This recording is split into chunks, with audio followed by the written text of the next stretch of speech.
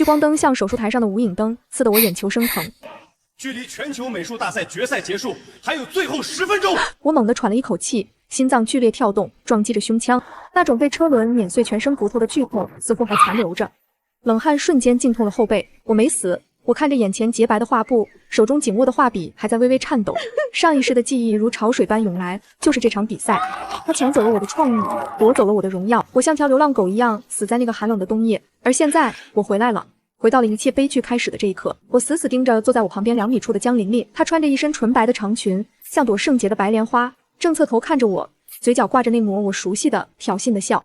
她的画布上还是一片空白，她在等我动笔，或者是等我动脑。上一世我就觉得蹊跷，为什么无论我在哪里灵感爆发，她都能立刻感知到，哪怕是决赛现场，我们相隔2米，背对着背，他也能完美复刻。一股寒意顺着脊梁骨爬上来，我不动声色，深吸一口气，在脑海中迅速构思了一幅画面：燃烧的红色夕阳，一只断翅的黑鹰坠落。构思成型的瞬间，我并没有动笔，但我用余光瞥见江琳琳动了。她毫不犹豫地拿起了红色的颜料，笔触凌厉地在画布左上角抹开，那个位置，那个色调，跟我脑子里想的分毫不差。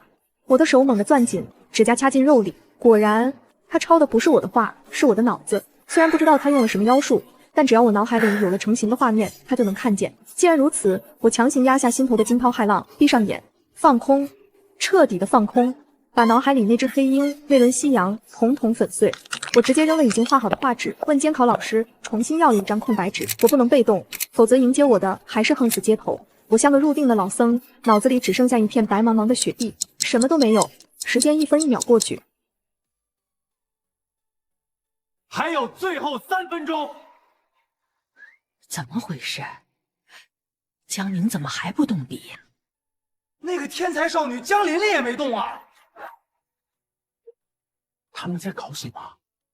心理战吗？我睁开眼，看见江琳琳的动作停滞了，她拿着画笔的手僵在半空，额头上渗出了细密的汗珠。她频频转头看我，眼神从最初的得意变成了疑惑，最后变成了掩饰不住的焦躁。她画不出来了，因为我什么都没想。我这个源头断了，她这个复印件自然也就卡壳了。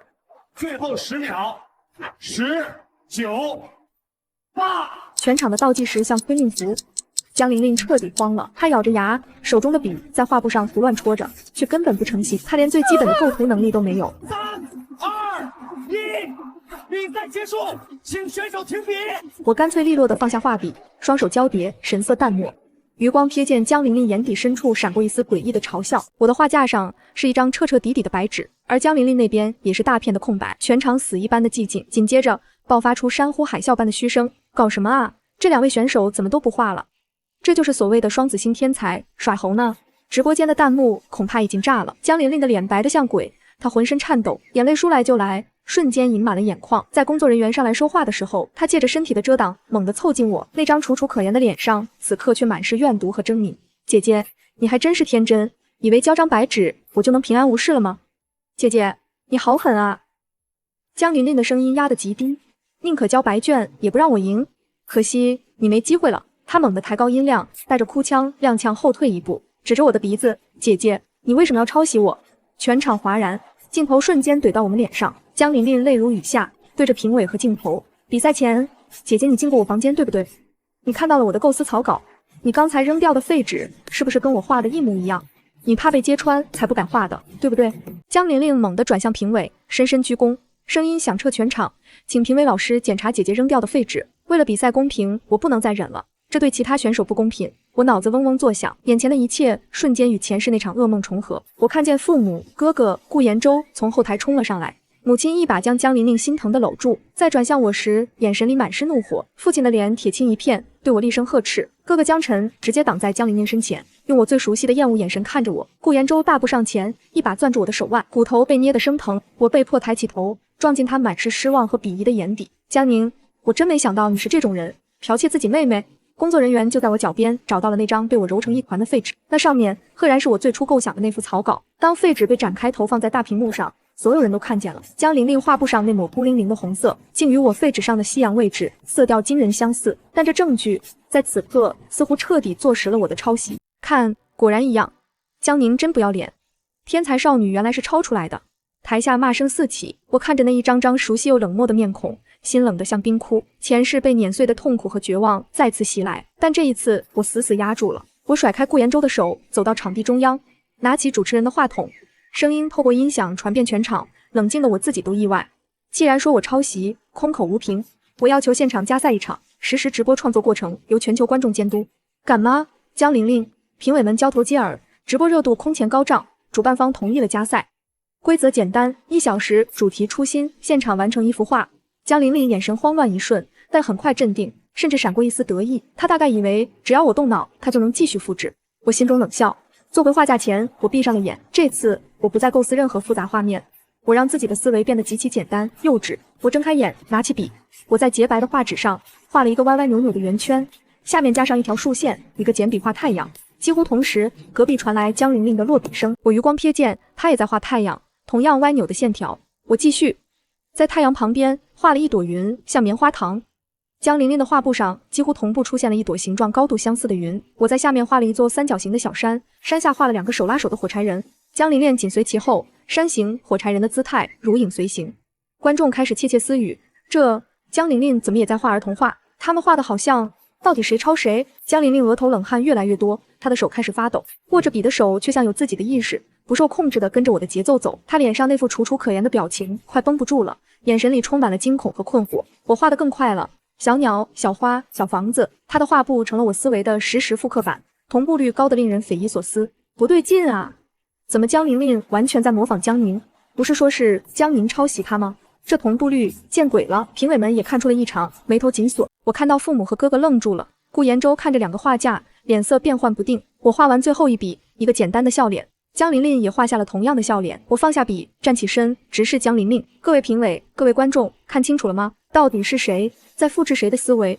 全场一片死寂。我看着江玲玲惨白的脸，她握着画笔的手抖得厉害。刚才那一幕太过诡异。评委席上，首席评委林老扶了扶眼镜，2位选手的作品相似度确实高的异常，但江玲玲选手刚才指控江宁抄袭，现在看来似乎情况并不简单。江玲玲突然哇的一声哭出来，是姐姐，姐姐在干扰我，她故意画这么简单的画，她想证明我在模仿她。好一招倒打一耙，干扰？我们相隔2米，我怎么干扰你？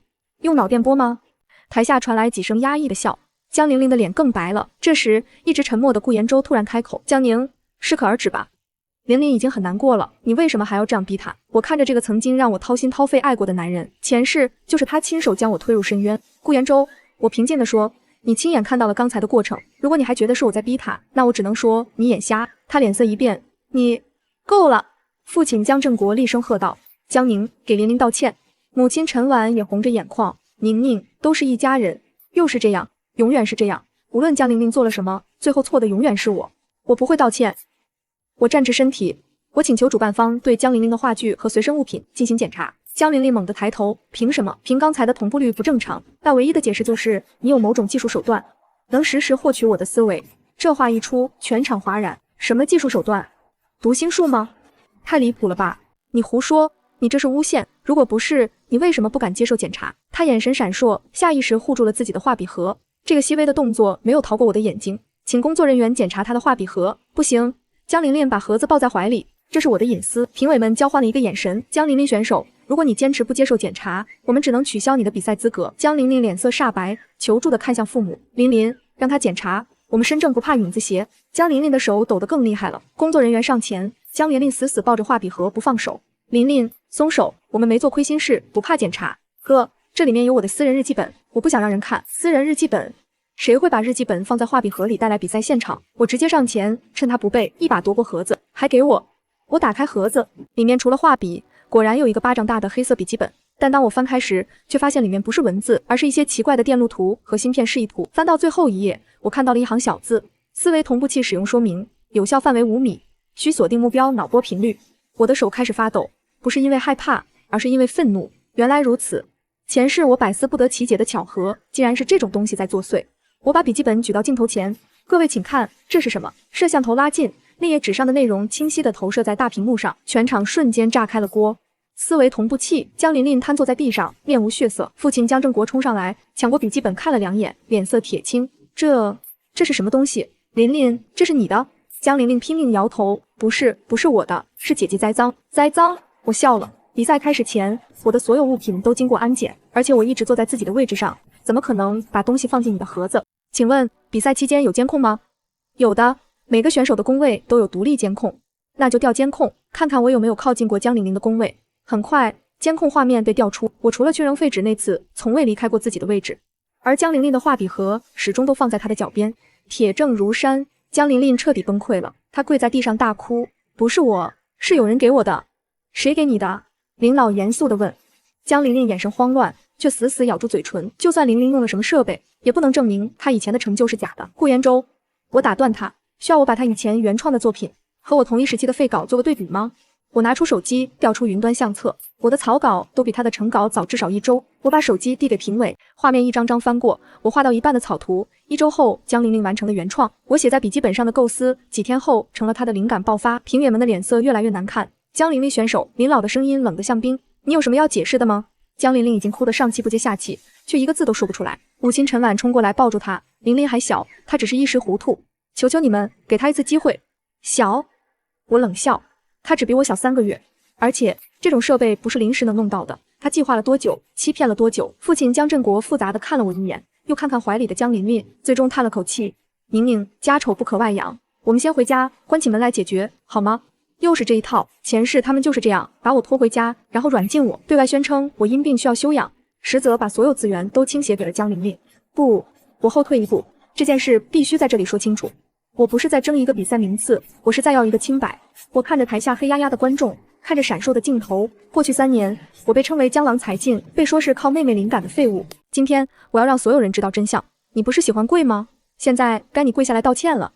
江玲玲惊恐地摇头：“不要。”或者我拿出手机，我现在就报警，盗窃他人知识产权，使用非法设备作弊，金额巨大，情节严重。你说要判几年？江玲玲浑身一抖，在无数目光的注视下，她颤抖着，一点点弯下膝盖。对不起。江玲玲跪在地上，是我偷了你的创意，是我用了那个设备。全场一片哗然，直播间的弹幕已经疯了，镜头扫向我的家人和顾延周，他们脸色一个比一个难看。评委席经过短暂商议，林老宣布，鉴于证据确凿，现取消江玲玲本次比赛资格，及以往所有奖项，冠军由江宁获得。工作人员将奖杯递给我，我没有接。这个冠军我不要。所有人都愣住了。为什么？林老不解。我看着那个金光闪闪的奖杯，它已经被玷污了。我要的从来不是奖杯，而是公正。我把目光转向主办方，我建议彻查过去3年所有有江玲玲参与的比赛。我怀疑受害的不止我一个。这话又引起一阵骚动。江玲玲猛地抬头，不要。对，我也有过类似经历。我也是，明明是我先想出来的构图，他却总能在截止日期前抢先发表。查，必须查。局面彻底失控了，比赛在混乱中结束。我被记者团团围住，闪光灯几乎要闪瞎我的眼。江宁小姐，请问你是什么时候发现江玲玲抄袭的？抱歉，我现在不方便回答。挤出人群，我看见家人和顾延周站在不远处，脸色阴沉地看着我。江玲玲被母亲搂着，还在抽泣。我径直走过去，父亲江振国沉声道：“玲玲，你今天太过分了，有什么事不能回家说？回家说。”我笑了，回家让你们软禁我，还是让我自愿把这件事压下去？你怎么能这么想啊？我们是一家人。一家人？我打断他，一家人会眼睁睁看着我被人污蔑3年。玲玲已经知道错了，你也该适可而止。难道真要逼死她吗？我逼她？我觉得可笑极了，是她先想逼死我的，现在跪在地上被人唾骂的就是我。宁宁，我们谈谈。我甩开她，没什么好谈的。顾延周，我们结束了。你说什么？我说退婚。一个在关键时刻不相信我的人，不配做我的未婚夫。宁宁，我当时只是什么？我看着他，我们认识10年了，你对我连这点信任都没有。他哑口无言。你要去哪儿？离开江家。从今天起，我和你们再无关系。宁宁，你说什么胡话？你是我们的女儿。女儿？我终于笑了，笑声从胸腔里撕扯出来。江玲玲掉一滴眼泪，你们就心疼得天崩地裂。我被她污蔑了整整3年，你们谁为我说过一句公道话？我抽出里面所有代表着江家的塑料卡片，那些银行卡、信用卡便化作几道流光，噼里啪啦的散落在光洁的大理石地面上。这些用江家的钱办的，现在还给你们。解开那块价值不菲的手表，接着我扯下脖子上那条曾被视为宠爱证明的项链。我将您和江家一刀两断。我再也没有丝毫留恋，径直走向大门。身后的哭喊和怒吼交织成一片刺耳的噪音。一走出场馆，冰凉的晚风猛地灌进我的衣领，指尖只碰到一张皱巴巴的50块现金和一部手机，可我的心却前所未有的轻盈。我在一家廉价旅馆里度过了重获新生的第一夜，床头柜上的手机就如同被电击般疯狂地震动起来，无数的未接来电和信息疯狂滚动着，然后翻了个身，将所有的喧嚣都隔绝在背后。打开社交媒体，热搜前10条都和我有关。江琳琳作弊实锤，江宁才是真天才，江家偏心现场，顾延周眼瞎。点开最后一条，是网友剪辑的视频合集，顾延周在比赛现场如何维护江琳琳，如何指责我，表情和语气都被放大，配上嘲讽的字幕。底下评论已经破100万，这种未婚夫不分留着过年。只有我好奇那个思维同步器哪来的吗？我正看着，一个陌生号码打了进来，犹豫片刻，我接了。江宁小姐吗？我是异界杂志的主编周敏，我们想为你做个专访，不知道你有没有兴趣？异界是业内最权威的艺术杂志，专访？对，我们想深入了解你的创作经历，以及昨天比赛的真相，我们可以提供丰厚的稿酬。我沉默了几秒，我现在确实需要钱。好，时间地点，今天下午2点，我们杂志社，地址我发你。挂了电话，我看着镜子里憔悴的自己，深吸一口气，新的人生开始了。下午，我准时来到异界杂志社，周敏亲自在门口迎接我。江宁小姐，久仰。她握手很有力，昨天直播我看了，你很勇敢，谢谢。我们进入会客室，采访开始。周敏的问题很专业，从我的早期创作到灵感枯竭，我如实回答，包括家人的偏袒和顾延周的态度。所以你现在和家里断绝关系了？对。那你接下来有什么打算？继续画画，我有很多被偷走的时间要补回来。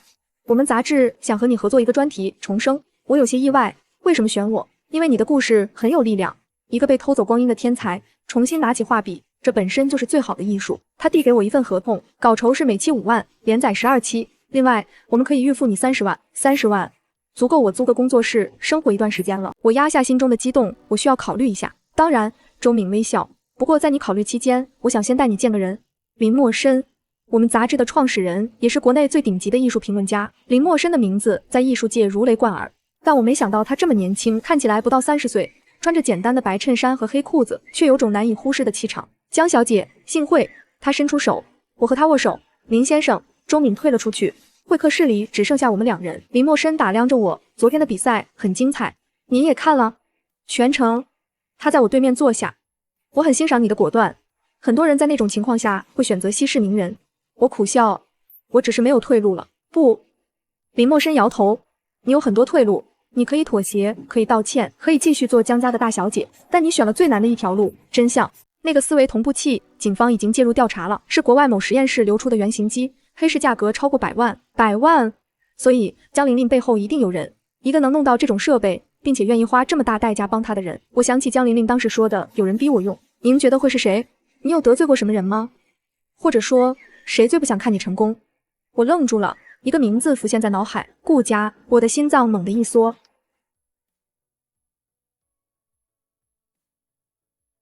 不止他，是整个顾氏集团。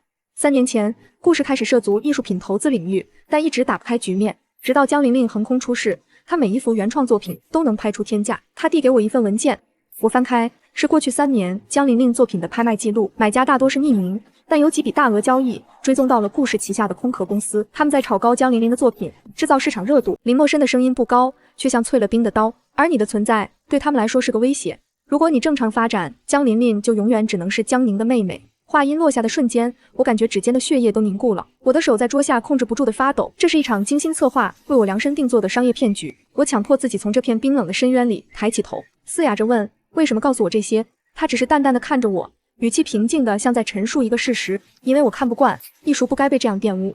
他顿了顿，目光似乎柔和了一瞬。而且，我认为你值得更好的。刺耳的手机铃声划破了空气，我浑身一僵，屏幕上顾延周3个字像烧红的烙铁，任由那催命般的铃声一遍遍回响，直到他耗尽力气，终于停了。可安静不到1秒，屏幕再次亮起，短信弹了出来：宁宁，我们见一面，关于琳琳的事我可以解释。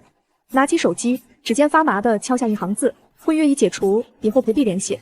信息几乎是秒回：你不能这样，我们10年的感情。感情这4个字像一个天大的笑话，让我气得浑身发抖。我颤抖着手指，每一个字都像是用尽全身力气砸在屏幕上的。你帮着别人诬陷我的时候，想过感情吗？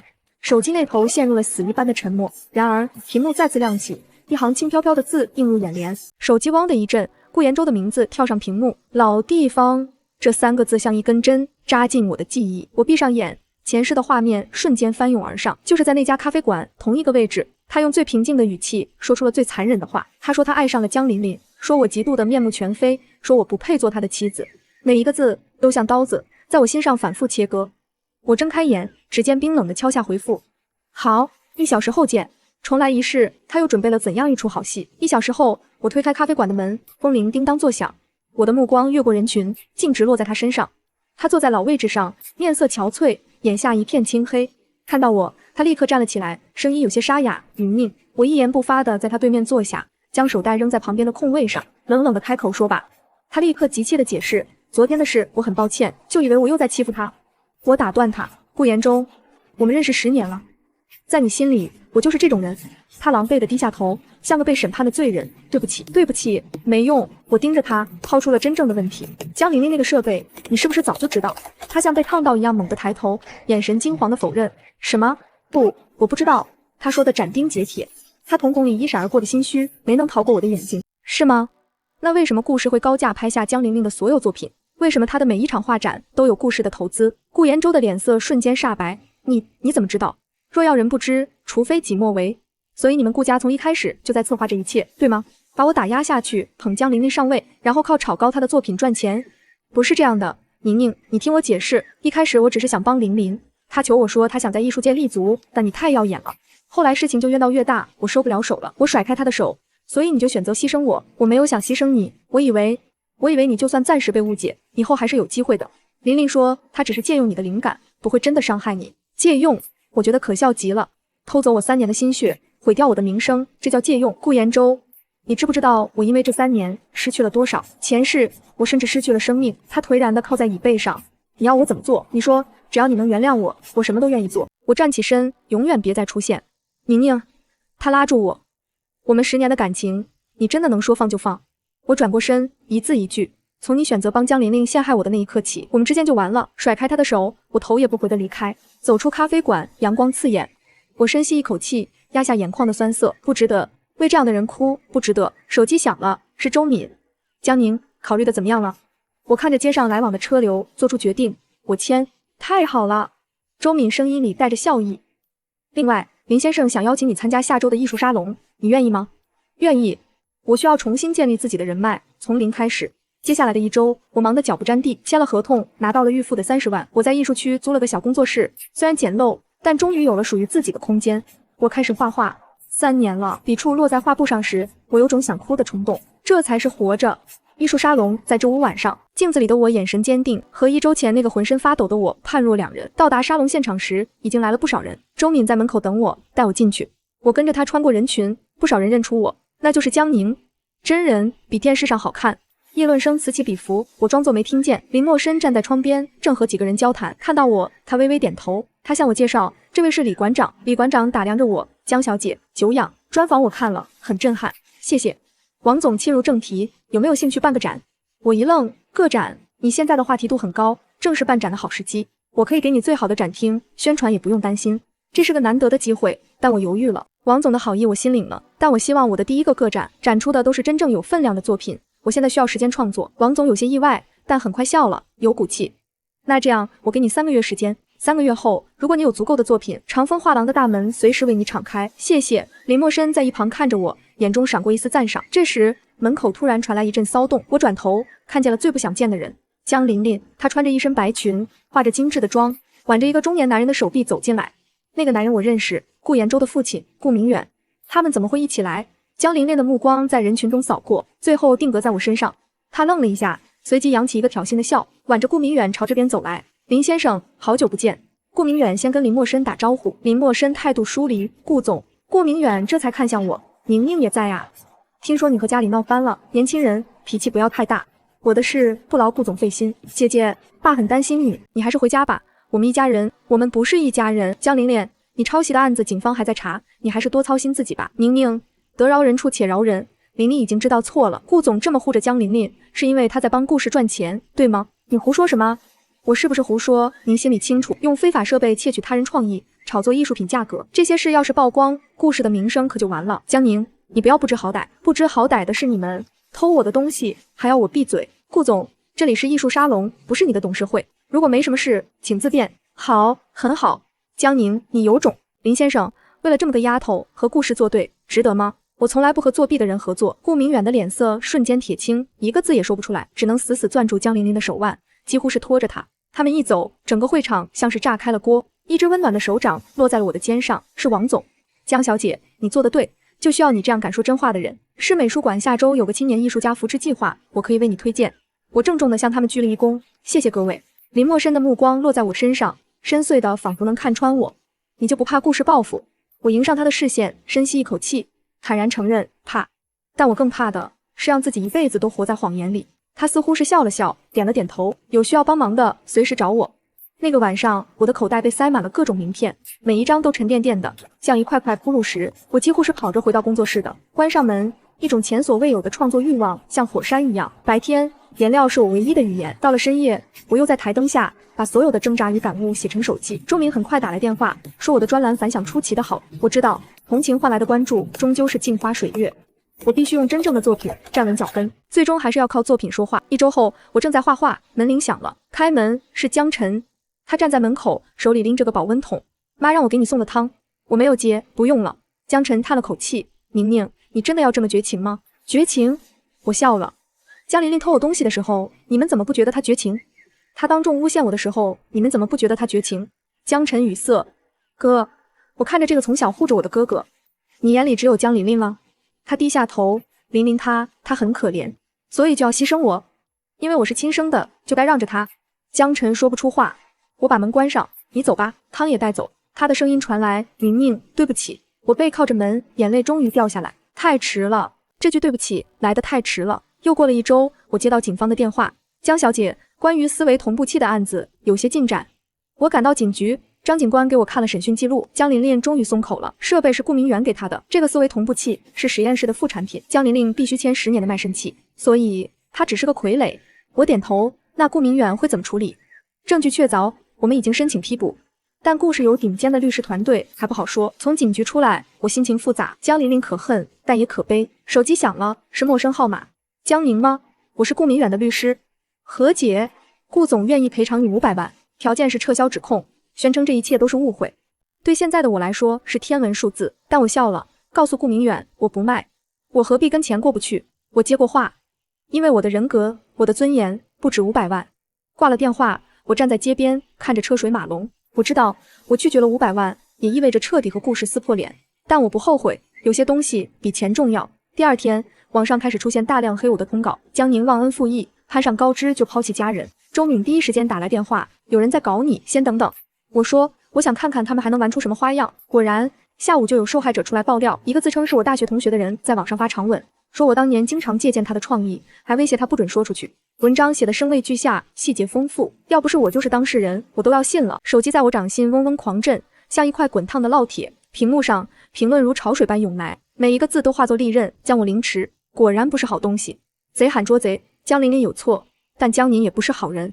这些恶毒的咒骂像病毒一样蔓延，淹没了我。电话铃声尖锐地撕扯着我的神经。工作室楼下，记者和闪光灯已经筑成了一道密不透风的墙。就在我快要被这窒息的声浪吞没时，林默深的人到了。我被护送着穿过镜头的围猎，坐进他那辆低调却坚固的车里，最终停在他私密的公寓。巨大的落地窗隔绝了外界的一切喧嚣。他递给我一杯水，沉静的眼眸看着我，这里安全，记者进不来。我握着温热的杯子，指尖却冰凉，只能扯出一个比哭还难看的笑。连累你了。他摇摇头，声音平静而有力量，谈不上。顾氏这招很阴险，就算最后澄清了，你的名声也会受损。在艺术圈，名声就是生命，一旦被玷污，就再也洗不干净。他问我，你有什么打算？我没有回答，只是走向窗边，俯瞰着这座城市的万家灯火。他们想用舆论压垮我，用唾沫淹死我，以为这样我就会认输。我的目光落回手机屏幕上，那一行行恶毒的字眼，仿佛在嘲笑我的沉默。不，我绝不认输。我解锁手机，指尖在冰冷的屏幕上飞快地敲击，化作一行滚烫的文字。清者自清。3个月后，长风画廊，我的第一个个展，所有作品现场创作，全网直播，是真是假，一看便知。点击发送，我仿佛听见一声宣战的号角。我关掉手机，将它扔在沙发上，世界瞬间清静。我转身，迎上林默深的目光，一字一句地说：接下来3个月，我要闭关，不见任何人，不回应任何事。他深深地看了我一眼，郑重地点头。需要什么，告诉我。闭关的日子是一场苦行，画室成了我的囚笼，也是我的战场。每天我只允许自己睡4-5个小时，其余所有的时间都献给了画布和颜料。疲惫侵蚀着我的身体，但我的精神却在画笔与色彩的碰撞中燃烧得越发炽烈。饿了点外卖，困了就在工作室的沙发上眯一会儿。周明每周来一次，取走我的手记和拍摄创作过程。他说我的专栏现在是杂志最受欢迎的板块。有时候画到深夜，我会想起前世，想起那个死在街头无人问津的江宁，然后就更用力的画。我要把2辈子的委屈、愤怒、不甘都画进画里。画完最后一笔，我瘫坐在地上，看着满屋子的作品，他们像我的孩子，每一幅都流淌着我的血泪。手机响了，是王总。不用，我说，如期举行。个展前一天，我收到一个包裹，没有寄件人信息，打开，里面是一张照片，我母亲陈婉躺在医院病床上，还有一张纸条，你妈心脏病发了，因为你。我的手在发抖，是顾明远，他想用这种方式逼我屈服。我立刻打电话给江晨，妈怎么样了？我急切地问。江晨声音沙哑，在医院刚做完手术。宁宁，妈一直在喊你的名字，你能来看看她吗？我闭上眼睛，前世母亲也是这样躺在病床上，她却指着门口让我滚，说不想看见我这个丢人现眼的东西。哪个医院？我问。挂了电话，我站在工作室里，看着满墙的画，去看还是不去看？最终我还是去了医院。VIP 病房里，母亲躺在病床上，身上插着管子。看到我，父亲眼睛一瞪，你来干什么？我来看妈。我说。江琳琳站起来，柔声道，姐姐，你终于来了，妈一直念叨你。闭嘴！我冷冷道，这里没你说话的份儿。她脸色一白，委屈地看向父亲。病床上的母亲突然动了动，睁开眼睛。宁宁，她虚弱地伸出手，我走过去，握住她的手。妈，母亲的眼泪流下来。对不起，宁宁，妈对不起你。我鼻子一酸，妈知道你受委屈了。琳琳都说了，是顾明远逼她的，我们都被他骗了。妈，你别说了，好好休息。我要说，宁宁，妈错了，妈不该偏心，你才是我的女儿。宁宁，之前是我们不对，你原谅我们好吗？我看着这一家人，曾经我最渴望的道歉终于来了，伤口已经结痂，道歉也抹不平疤痕。展览我会照常开，只要你取消展览，他就放过我们江家。所以你们又要我妥协，我就该吞下所有委屈，对吗？爸，我已经妥协了3年，结果呢？名声扫地，差点死在外面。妈，你好好养病，等我展览结束再来看你。江玲玲突然拦住我，姐姐，你就这么狠心吗？破展览，那是我3个月的血汗，不像你，只要动动手指就能偷走别人的东西。她气得脸色发白，我绕过她，离开病房，走出医院，晚风吹在脸上。我知道这一走，我和这个家的裂痕可能再也无法愈合，但我不后悔，人总要为自己活一次。个展当天，长风画廊外人山人海。记者、观众、业内人士把门口围得水泄不通。王总亲自在门口迎接我，江小姐，准备好了吗？我点头。进入展厅，30幅画已经挂好，每一幅都有我的签名和创作日期。展厅中央，我搭了一个临时的创作台。9点整，展览开始，观众涌入，直播镜头开启。我走上台，拿起话筒，感谢各位今天到来。我看着台下黑压压的人群，我知道最近有很多关于我的传闻。今天我不想辩解，只想用作品说话。这30幅画是我过去3个月的心血，每一幅的创作过程都有视频记录。而现在我走到画板前，我会现场创作一幅新画，主题是重生。我拿起画笔，全场安静下来，只有摄像机运作的声音。我开始画，笔触流畅，没有丝毫犹豫。我画的是一个人从废墟中爬出来，破碎的肢体却有一双坚定的眼睛，背景是燃烧的火焰，但火焰中却开出花来。最后一笔落下时，全场响起掌声。王总走上台，太精彩了，江小姐，这幅画卖吗？卖，我说，但有一个条件，买家必须承诺永远不转卖给顾氏集团。这话一出，台下议论纷纷，这是在公开叫板顾氏啊！一个声音从后排传来，我买。众人回头，是林默笙，他走上前，200万，这幅画我要了。我有些意外，林先生，我说过你的作品值得更好的。他微笑，而且我很欣赏你的勇气。交易达成，全场再次鼓掌。就在这时，门口突然传来骚动，几个穿着制服的人走进来。江宁小姐吗？我们是商业罪案调查科的，有人举报你涉嫌洗钱和非法集资，请跟我们走一趟。全场哗然。我看着那几个警察，突然明白了顾明远的最后一招，用官方手段整我。请问有什么证据？我冷静地问。为首的警官出示文件，我们接到举报，你的画作交易涉嫌虚假报价，30万，被举报为非法集资。周敏冲上来，那30万是合法稿酬，我们有合同，合同可以伪造。警官面无表情。江小姐，请你配合调查。我知道这一去至少要扣留48小时，而我的展览今天才第1天，一旦我被带走，媒体的报道就会变成江宁涉嫌犯罪被拘。我可以跟你们走，我说，但能不能给我10分钟？我想说几句话。警官犹豫了一下，点头。我重新拿起话筒，各位，我看着台下的观众，看着直播镜头，我刚完成一幅作品，就有人举报我，为什么这么巧？我不怕调查，因为我问心无愧。但这让我想起一句话：当你弱小的时候，坏人最多。我的话就挂在这里，是真是假，艺术价值如何，各位可以自己评判。我相信真相总会水落石出。说完，我放下话筒，走向警察。走吧。我被带到警局，关进审讯室。审讯持续了6个小时。画作的价格是否虚高？那30万预付稿酬是怎么回事？我一回答，画作价格由市场决定，稿酬有合法合同。如果需要，我可以提供所有银行流水和交易记录。晚上10点，审讯终于结束。今晚你要留在这里。我被关进拘留室，躺在冰冷的板床上，我毫无睡意，不知道展览怎么样了，不知道林默笙他们会不会受影响。深夜，外面传来脚步声，门开了，一个警察站在门口。江宁，有人保释你。我跟着他出去，在接待室看见了林默笙。林先生，你怎么？走吧。出了警局，他的车停在门口。举报人是顾明远的一个手下，但顾明远很狡猾，没有直接出面。那我现在暂时没事了，但顾明远不会罢休。顾明远不会罢休。林默笙转头看我，你怕吗？我摇头，不怕。他笑了。好，那我告诉你一个好消息，你今天的展览大获成功，30幅画全部售罄，总销售额超过2000万。我愣住了，2000万？对，而且……他顿了顿。你妈下午醒了，公开接受了采访，她说她以你为荣，还说如果故事再感动你，她就和故事拼命。我的眼眶瞬间湿了。第二天，所有媒体的头条都是我的展览，母亲力挺女儿，江宁是我最大的骄傲。故事被曝多次打压艺术家，业界联名谴责，舆论彻底反转。王总打电话来说，展览要延长1个月。周敏说杂志销量翻了3倍，主编决定给我开个人专栏，就连我以前的美院老师也联系我，一切都在往好的方向发展。但我知道顾明远不会这么轻易认输。果然，1周后我接到法院传票，顾氏集团起诉我诽谤，索赔5000万。同时，江玲玲突然召开新闻发布会，屏幕上江玲玲哭得梨花带雨，对着镜头控诉：姐姐从小就嫉妒我，她逼我当她的枪手，那个思维同步器是她给我的。她还拿出了所谓的证据，几张我和她在实验室的合影。照片上，我正把一个黑色设备递到她手上，我一眼就看出照片是 P 的，但技术很高明，足以以假乱真。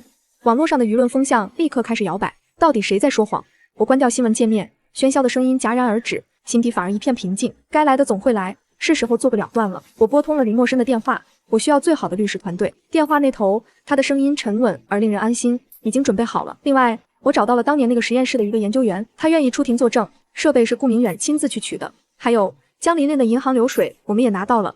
过去3年，顾氏给他转了超过3000万。就在开庭前一天，一个陌生的号码打了进来，听筒里传来一个阴冷的男声：江宁，我是顾明远，我们谈谈。我冷笑一声，我们没什么好谈的。对方直接抛出了筹码，5000万，我给你5000万，你撤诉并且离开中国。我几乎要笑出声来，这笑意里满是嘲讽。我的指甲深深掐进掌心，一字一句像是从齿缝里蹦出来的誓言。我要你公开道歉，承认所有罪行，那就法庭见。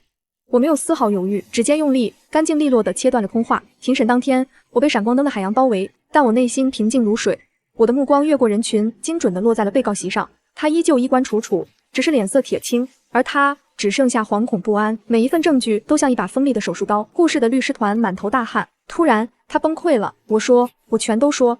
他指向顾明远，手指抖得像风中的落叶。是顾明远逼我的。他猛地转向我。那声姐姐，对不起，如今听来只剩下了蚀骨的讽刺。法锤落下，那清脆的一声为这场漫长的闹剧敲响了休止符，判处有期徒刑10年。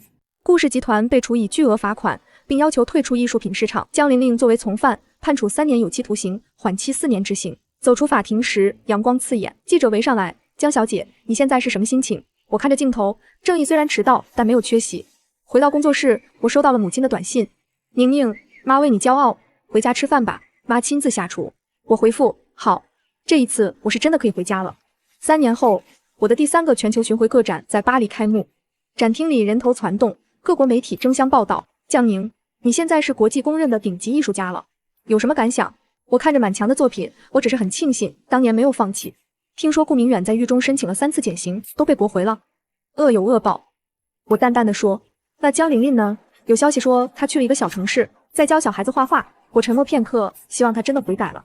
采访结束，林默笙走过来。这3年，他一直在我身边，帮我打理事业，在我最困难的时候支持我。累吗？他问。有点。那晚上早点休息，明天还要飞纽约。我点头，看着他。林默笙，谢谢你。他笑了。谢什么？谢你3年前选择相信我。他握住我的手，是你值得。窗外，巴黎的夜色很美，前路还长，但这一次我不再是一个人。巴黎个展的最后一天，我收到一封匿名信，里面只有一张照片，一个3岁左右的小男孩。照片背面用印刷体写着：想知道他是谁吗？我的手开始发抖。3年前那场噩梦般的比赛后，我曾有3个月记忆模糊。林默笙推门进来，看到我苍白的脸和手中的照片，这是什么？我把照片递给他，他仔细查看，脸色渐渐凝重。可能是顾明远余党的报复，我们连夜改签航班，提前回国。路上，林默笙接到一个电话，脸色越来越沉。挂了电话，他沉默很久才开口。照片上的孩子确实存在，叫陈默，今年3岁2个月，住在城西的福利院。福利院，档案显示他是弃婴。护士发现他后颈有一个微型芯片，和你当年被植入的4维同步器接收芯片是同一型号。我浑身冰凉，那个芯片不是已经销毁了吗？官方记录是这样，但现在看来，有人备份了数据，甚至做了实验。我们直接去了福利院，院长是个慈祥的老太太，她带我们见了陈默。孩子正在院子里玩积木，抬头看到我时突然愣住，然后他摇摇晃晃地站起来，朝我跑来，伸出小手，妈妈。我僵在原地，这孩子见谁都叫妈妈，从小没爹没娘的，可怜。但接下来发生的事让所有人震惊。陈默拉着我的手，走到一张小桌子前，上面有儿童话剧。他拿起画笔在纸上画起来，他画的是燃烧的夕阳，断翅的黑鹰，和我3年前决赛构思的被偷走的那幅画一模一样。林默深蹲下身，轻声问陈默：谁教你画这个的？一个阿姨在梦里教我。阿姨长什么样？陈默转头直直地看向我，和这个妈妈一样。回去的车上，我一言不发。林默笙联系了最顶尖的基因实验室，加急做亲子鉴定，我和陈默的。为什么是你的？我问。如果它是用你的基因制造的，那芯片里可能不只有4维数据，可能还有基因样本。3天后，结果出来，陈默与我基因相似度 99.7%，生物学上他是我的儿子。这不可能，我从来没有。还记得那3个月记忆空白吗？顾明远投资的实验室在基因编辑和克隆领域是领先的，他们可能取走了你的卵细胞。我爹坐在椅子上，所以顾明远不仅偷我的画，偷我的思维，还偷走了我的基因。现在的问题是，他们制造这个孩子的目的是什么？而且为什么现在才让我们知道？他的手机响了，接听后，他表情更加凝重。实验室那边有消息了，陈默体内的芯片除了接收功能，还有发射功能。他看到的、听到的，甚至想到的，都可能被实时传输到某个终端。我们立刻申请成为陈默的监护人，手续办得很快，似乎有人在暗中推动。带孩子回家的第1个晚上，陈默抱着我的脖子不放手。妈妈，我梦里的阿姨说你会来接我。她还说了什么？她说让我好好学画画，说等我长大了要帮你完成最伟大的作品。最伟大的作品。我突然想起一件事，3年前，在我灵感最旺盛的时期，我曾经构思过一个系列叫永恒，那是我梦想中的巅峰之作，但还没来得及画就被江玲丽的事情打断了。难道第2天陈默在画纸上画出了一个构图，正是永恒系列的第1幅草图。我翻出3年前的笔记本，对比之下分毫不差，但有些细节连我自己都忘了，陈默却画了出来，这不是巧合。林默笙说，有人把这个系列完整的输入了他的大脑，他们在培养一个你的复制品。那天下午，陈默突然看着窗外说，妈妈，有人在看我。谁？一个穿黑衣服的叔叔，在对面楼。林默笙立刻带人过去，但只找到一个废弃的望远镜和3张我的照片，照片背面写着第1阶段完成，第2阶段即将开始。我们搬到了林默笙的私人庄园，加强了安保。他会在半夜突然坐起来画画，画完后却什么都不记得。那些画都是永恒系列的后续，有些构图甚至超越了我最初的构思。这不是我的水平，我看着那些画，至少不是3年前的我能达到的。专家的结论令人不安，这孩子的脑部发育异常活跃，他似乎在被远程指导创作。有人在他的芯片里预设了程序，现在正在激活。1周后，我收到一个包裹，里面是一个老式录音机和一盘磁带，按下播放键，传出的是顾明远的声音。江宁，当你听到这段录音时，说明计划已经进入第2阶段。没错，沉默是我为你准备的礼物。你以为赢了吗？不，你只是进入了更大的牢笼。永恒系列将是我留给世界最后的杰作，而沉默会是完成它的人，他会成为超越你的天才，用你的基因、你的思维，完成你永远完成不了的作品。而这一切都会在你眼前发生，你会亲眼看着自己的复制品取代你，超越你，这才是我真正的报复。录音结束，我浑身发冷。原来顾明远要的从来不是毁掉我，而是让我活着，看着自己被取代，不能让他得逞。我们必须取出沉默的芯片，芯片已经和孩子的神经系统高度融合，强行取出可能导致不可逆的损伤，甚至死亡。艺术界突然开始流传一个传闻，像一根刺扎进我的心里，有位神秘的天才儿童即将横空出世，几张沉默的画作被人泄露出去，我的耳边充斥着各种惊呼与质疑，无形的压力从四面八方涌来。我听说沉默开始频繁头痛，每次头痛后就会画出更多永恒系列的作品。那一刻，我做出了决定，我要完成永恒系列。他欲言又止，但那些画是我的构思，虽然被偷走了，但版权还在我手里。我要用我的方式完成它。我把自己关了起来，开始闭关。而陈默，他被送到了最好的医院，由专家团队监控。创作的第1个星期，我画得无比艰难。陈默画过的版本就像一个鬼影，在我脑海中挥之不去。但渐渐的，我找回了自己的节奏，将自己真实的感受、愤怒、痛苦、挣扎，还有希望。1个月后，我放下了画笔，永恒系列的第1部分在我的手中诞生了。医院的消息传来时，我心里咯噔一下。陈默体内的芯片突然停止工作了，就像完成了使命一样。他在停止前向外发送了最后一段数据。我与林默笙对视一眼，彼此的眼神中都写着同样2个字：陷阱。但必须去。3天后，我亲手推开那扇锈迹斑斑的铁门，里面空荡荡的，只有中央摆着一个显示器。我们刚站定，屏幕便悠悠亮起，映出一个我从未见过的年轻女人的脸。她微笑地看着我，那笑容让我遍体生寒。姐姐，好久不见。我的喉咙发干。你是谁？我是顾明远的女儿，顾清欢。话音刚落，屏幕瞬间切换，我的心脏被狠狠攥住。那是陈默的实时监控画面，芯片停止工作不是故障，是我远程关闭的。因为第1阶段实验已经成功，我们证明了艺术天赋可以通过基因和芯片技术复制，但第2阶段才是重点。他的笑容变得诡异。我们不需要一个听话的复制品，我们需要的是进化。屏幕上，陈默突然睁开眼睛，他的眼神完全不像一个3岁孩子。妈妈，他对着摄像头说，我看到了，永恒应该这样画。他拿起床边的画板开始画，画出来的是我从未想过的构图，黑暗、扭曲，却有种震撼人心的力量。这才是真正的永恒。顾清欢的声音里带着狂热，绝望的永恒。而你，江宁，你太软弱了，你的画里总有希望，这不够纯粹。你们对他做了什么？我声音发颤，只是激活了他全部的潜能，用了一点化学辅助。现在他的大脑开发程度是常人的3倍，他会成为艺术史上最伟大的天才。代价呢？屏幕上的陈默开始流鼻血，但他浑然不觉，继续疯狂的画。代价？顾清欢笑了。伟大总要付出代价，但没关系，等他把永恒系列全部画完，他的使命就完成了。你要杀他，不是升华。他的眼神疯狂，他会和永恒一样成为永恒。我看向林默笙，他点点头，对着耳麦下令行动。实验室外传来脚步声，但顾清欢毫不慌张。你以为我没准备吗？屏幕突然熄灭，同时我的手机收到一条信息，想救他就一个人来，地址发给你，记住，一个人，最后的机会，最终的赌局。我站在废弃化工厂门口，深吸一口气。林默笙的车停在300米外，他的声音从隐藏耳麦传来，宁宁，不要冒险，等特警就位。来不及了。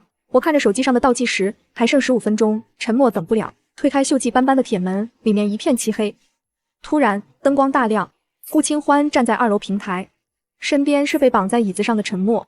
孩子脸色苍白，但还醒着。姐姐真守时。他微笑道，放了他，你要报复的人是我。啊，我当然会放了他。顾清欢抚摸着陈默的头，等他把最后3幅画画完，他拍拍手，一个屏幕降下，上面是永恒系列的剩余构图，黑暗、扭曲，充满毁灭气息。这是父亲最后的一座构思。他的眼神疯狂，他要让世界看到真正的艺术诞生于绝望。陈默被解开束缚，推到画架前，他的小手颤抖着拿起画笔，却迟迟没有落下。画啊！顾清欢催促。芯片已经给你输入了所有数据。陈默转过头看我，大眼睛里充满泪水。妈妈，我不想画这个，他让我好难过。他在抗拒。顾清欢震惊，不可能，芯片程序是绝对的。我突然明白了，因为爱。我轻声说，芯片偷走了我的思维和基因，但偷不走爱。这3个月，他感受到了真实的情感。闭嘴！顾清欢尖叫。画，否则我就杀了你妈妈。沉默的画笔停在半空，我看着他慢慢摇头。默默，不要画，不要为了我画出违背内心的东西。你们太让我失望了。顾清欢掏出一把枪，对准我。既然计划失败了，那就一起毁灭吧。枪响的瞬间，沉默突然扑向我，小小的身体挡在我面前。林默笙从暗处冲出，撞开了顾清欢。特警破门而入，局势瞬间被控制。顾清欢被按在地上，还在疯狂大笑。没用的，芯片自毁程序已经启动。沉默活不过今天。我冲到沉默身边，孩子蜷缩着，身体开始抽搐。芯片在溶解。医疗官检查后脸色难看。沉默拉着我的手，声音微弱：妈妈，我想画啊，画点开心的。救护车上，沉默的生命体征越来越弱。我看着窗外飞逝的街景，突然有了一个疯狂的想法，掉头去长风画廊。林默笙一愣：什么？顾清欢错了。我说，他以为艺术诞生于绝望，但真正的永恒诞生于爱。我们冲进画廊，我把沉默抱到最大的画布前。默默，画吧。画让你开心的东西。沉默的眼睛亮了一下，不是黑暗的构图，而是明亮的色彩。太阳、花朵、手拉手的小人，那是他第一次见我时我画过的儿童画。最后一笔落下，沉默倒在我怀里，监护仪发出刺耳的警报。但就在这时，奇迹发生了，那些简单的图案在画布上开始发光，温暖的金色光芒笼罩了整个展厅，而沉默的呼吸渐渐平稳下来。